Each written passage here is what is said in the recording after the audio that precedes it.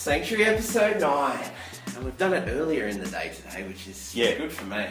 I don't know about you, but I'm knackered by that 4 o'clock on a Friday. And I reckon that's when we run long, because it's just... that's not a point. that I don't enjoy it, but I find the morning ones go shorter. We're a bit more awake and... Woo! Yeah. Alright. So, Brenton, Ben, Sanctuary, the little room at the back of Wodonga TAFE. That's it, down the end of the hall. And it's a mixture of art and design and photography and whatever else is going to come through the doors, we don't know. Yeah. Bit of a recap, bit of an idea to get your brain twizzling away at creative stuff. Yeah, a bit low-key, but basically I like to get people thinking. And I'm enjoying the idea of people. I understand that this isn't the most visually stimulating environment, and I don't think you need to be sitting at the computer watching this. No, put it on. I definitely think if you've got 2 screens at work, have it on one, have it running in the background. I think what we're saying is probably much more important than what we... and the viewers can only get so much of that sort of attire. Bloody oath. I think once or twice, and then we'll just listen to it. Although, is that a different type? No, it's the same one. I'm gonna stick to it. That's like a magic eye. Every time I look at it, it looks different. Yeah, and that's why I reckon your idea of having us groaning on in the background is a good one. Alright, so put us on, press play, and then cover us with your email, and then you can just listen to the... That's it, the banter. Comments. We're getting comments. We are, yes. And I'm very... the first comment we got was on episode 6 by a person called Lee Mack. So thank you, Lee. And Lee wrote, very useful segments, and I'm not even a student. And episode 6 was the one we talked about, how do we end our show? Yes. With a sign-off. Yeah. And then he goes on, so on that, he goes, you were both artists. The sign-off should be dynamic. Yeah. I suggest, peace out, virtual source. That satisfies the artistic vibe and can still be professional. Winky smiley face. Peace out, virtual source. Alright, now virtual source was a reference to... In the Kodak episode. In the Kodak episode, that's In the Kodak episode. Because they're now making source where they used to produce film. Yes. So... yes, and people always got to eat. There's no such thing as virtual source. Which I thought would make a great name for an indie pop band. Now, Sanctuary episode 8, which just came out on Wednesday, and this is Friday, so by the time I get it done, it'll probably be Wednesday again when the next one comes out. Grant Wells wrote to us. He writes to us, can you make virtual sauce with real tomatoes? So I wrote back to Grant. Grant and I are good friends. He was my old boss in Tassie. Represent. Is he still in Tassie? Yeah, he's still the chief photographer. We've got listenership in Tassie. Tasmania! I wrote, well, yes, I suppose so. It would entirely depend on the tomatoes. Yep. Did you enjoy the episode? And he said, always enjoy you guys waffling. Very good. There you go. Waffling. A little bit of intellectual waffling. Yeah, so... food for thought. Yeah. Thank you. Please hit the like button on the YouTube videos. We're getting a few there. We're getting lots of likes on Facebook and comments and things like that through our various Facebook pages affiliated with TAFE. It's just hard to collate them.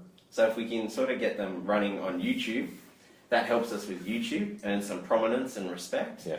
And it also is a nice, neat thing we can show to TAFE, and they will keep green lighting us. Well, I mean, if it goes on for a couple of years and there's no likes, YouTube might just go, we'll cut that one off. You reckon? Yeah. Cut off. We've got too many YouTubes out there now. Cut the We're overloaded. Bang, that's it. Yes, off we go. Get rid of them. Those 2 guys down the end of the hall, that's enough. That's it. With their mixed, matched lights and... Yeah. So that's pretty much my spiel. You told me not to prepare too much because you had a thing. I'm a bit nervous about this thing. Yeah, I know, and I'm conscious. I don't want to put you in a position. No. But I'm a big boy. I've kind of been thinking a little bit about the Border Mail. Uh-huh. All right, so there it is there. And I used to work there. And it's come out of, I've been to a bit of a think tank and, you know, talk to a few different people, and, you know, this is changing. The border mail's changing, and we don't quite know where it will go. No.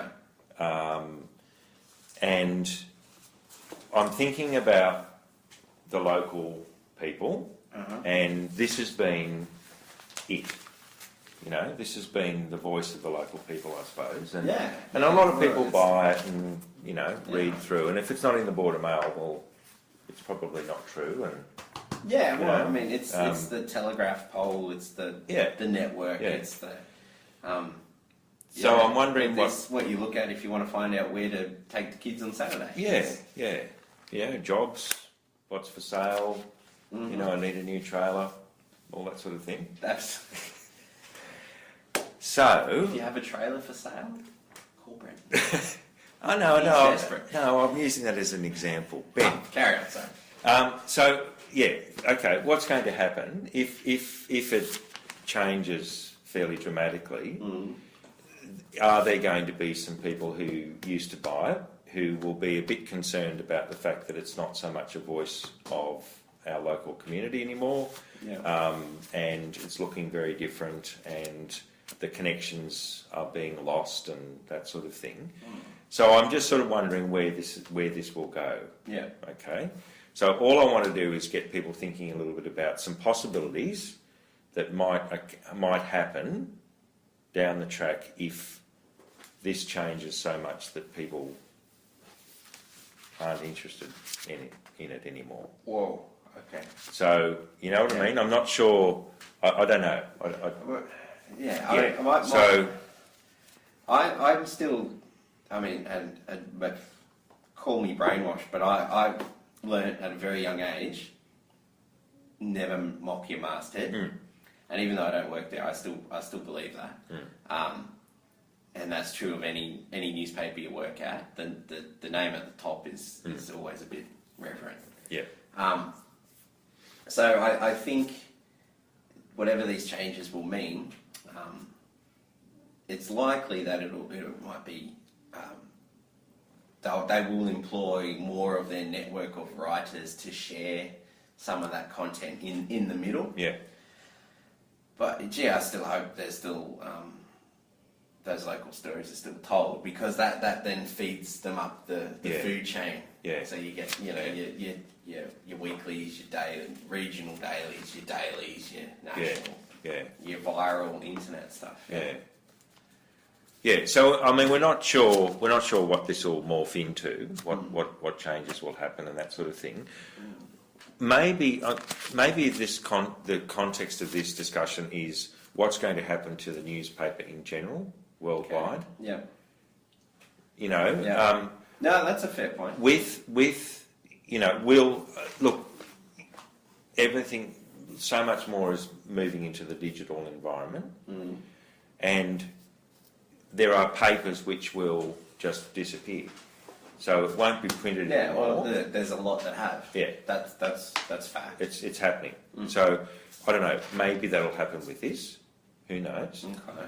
Now, what I'm thinking is, okay, if you don't have this in your hand, going like this, then how do you do that? How do you know? Yeah. So what I start to think about is this: we've got two big clubs, social clubs in Albury. So we've got the commercial club and we've got the SSNA. So now, in the commercial club, the commercial club membership is significant in number. It's massive. It's huge. And they all go, lots of them would go on a regular basis. Now, if there were points around the clubs where there was a touch screen, and this is on that screen, then you read your paper, instead of having your beer at the table and friends around and you're talking about what's going on, or, you know, sitting quietly at the bar and having a bit of a look or whatever, annoying someone because they want to line up and get their drink and you shouldn't be there, you know, doing that. Go and do it somewhere else, you know. Anyway, you know, maybe, and your beer's still in your hand, and your friends are still there, Yep. you're just looking at the news in a different way. Oh, I think that's So, screens round the town with information on them. Yeah. I don't know. I mean, there's a bit of my business brain that says, how do you get that to pay? Yeah. But at the same point, if it's a good idea, the money comes. You know what I mean? Yeah. If businesses are going to get some advertising out of it, Yeah. because they've supplied screens around town or whatever, then that's the same as advertising in here. You know, I mean, it just I just think we need to start thinking a little bit about what could happen. Yeah. I mean, people. I mean, God forbid this to go, but if it wasn't here,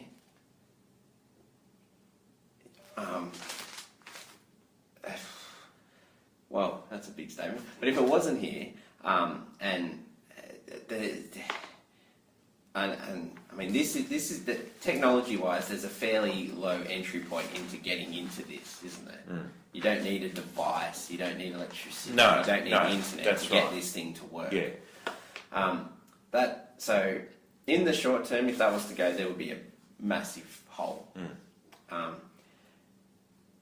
But I don't. In the medium to longer term, I think the technology will be there. There's going to be much more of a blend between. At the moment, tablets they're an expensive thing that you buy and you keep for a couple of years. Yeah. I don't see that being the case in 5 years. I see them as almost being getting closer to this disposable medium. So maybe there's something there. I do think though, when people talk about we don't want the board mail to go, I'm being one of them. The thing is, I don't want that voice for me to go. Yeah, and I think that's what everyone's saying. They just, as long as in all of these changes, voices can still be heard, isn't it? You know, and you still find out about what happens in the local community and all that sort of thing. So, I mean, undoubtedly, the people in that room, in that newsroom, and the ones I worked with and all that, they're the best people to tell the job. They've been doing it for 100 years. Well, they've got the experience, and whether or not it keeps looking like that, I'm not too fussed if the paper changes to something with zeros and ones and is electronic. That doesn't stress me. Yeah. But I think the voice has got to stay. Yeah. And the screens is a good idea. Well, I think we need to start thinking about where things can go. That's all. You know, what changes can happen. I know people say, well, there's no money in online and all that. And I get that to an extent. I think, I'm not going to get into that argument, but I think once the printing and the transport costs go away, that's less money you've got to bring in. If you don't have a building to support, that's a substantial saving there too. And the reason I'm going off on that is because I've got a bit of a creative man crush on this bloke called Richard Kochi Hernandez. You'll find him on Instagram under Kochi and Twitter and all that. That dude is pretty awesome. He's always pushed the envelope with multimedia journalism. So when he was working at the paper as a photographer, he was like, let's do some video. And when he got video, he's like, well, let's do some more stills and video. Yeah. He's always been at the front. Yeah.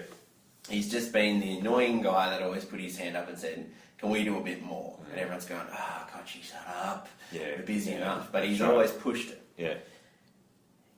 He's a great example. His story is really interesting. Anyone wanting to know what newspapers Mark II will be, check him out. Yeah, definitely worth looking at, everyone. Really interesting. I've got to get back to this one. His favourite project of mine, my favourite project of his, is this thing called Mission Local. And he's an American, and he's gone to his local region where the newspapers have died out. Yeah. And he's built this kind of monster of a hybrid of a website called Mission Local, and it's built on a bit of, I don't know if it is anymore, but philanthropy. Yeah, philanthropic. So donations, and then the will and the eagerness of journalism students, and then practice their craft. journos that have been displaced when the newspaper's gone. They've put together this bizarre monster that tells local stories. It's a very interesting watch. Oh, I know nothing about where the readership, but I'm often on the website just reading the stories and looking at the multimedia. Yeah. It's just cool. Yeah. Missionlocal.org. Have a look at it. It's well worth having a look at. And I think it works because it's not built on any of that hatred or anger that newspapers have dared. You've taken my voice. Yeah. It's gone, well, that sucks. Yeah. But this is we're passionate about the stories and the craft, and this and it's a possibility. I mean, if people want to do that, that's fine. Go for it. I haven't found. I don't think they've found an answer to something cheap and easily distributed that doesn't have a technological entry point. But I think more than anything, if we can just hang on for 5 years, that'll just fall in our laps. But yeah, look, I think it's just an interesting thing to think about. Well, there's some changes coming, and where will it go? That's all. Yeah. I think people just need to have a little bit of a think about some possibilities. So, but definitely, that's very interesting. That Mission Local. Yeah, absolutely. Yeah. I love Mission Local. I mean,